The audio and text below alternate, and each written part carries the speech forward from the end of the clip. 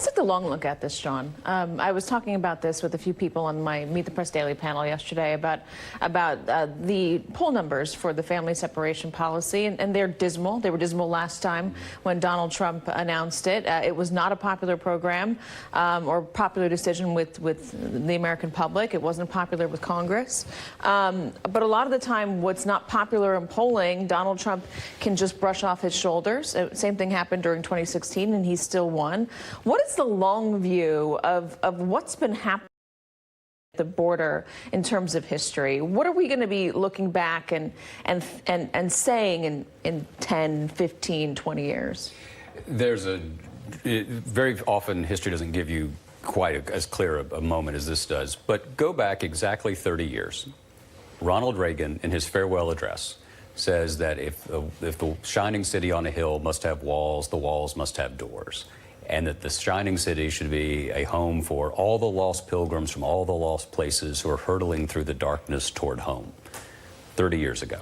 And now we have a Republican president who has apparently chosen family separation and cages as the hill to die on.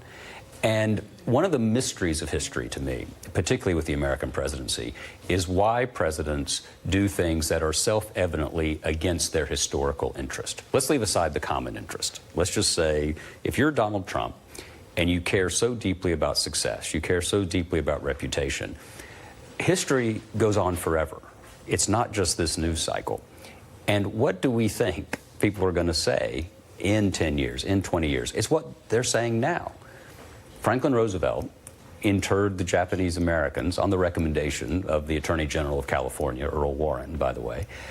And that is one of the to-be-sure moments we have to mention, even when we mention the greatness of Franklin Roosevelt.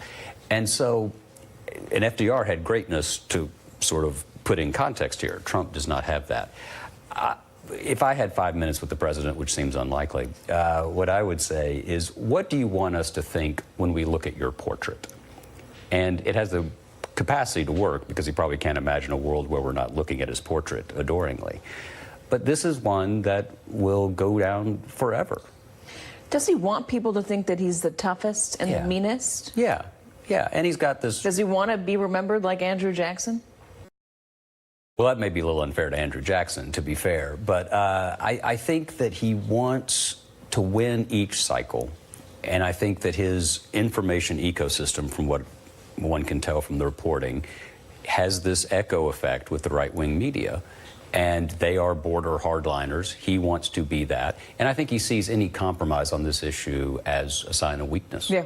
I think you're right. That's the way he portrayed himself on the campaign trail as well. He would be the toughest, the meanest. He would do what others were unwilling to do. He would say what others were unwilling to do, because he claimed that's what the country needed. And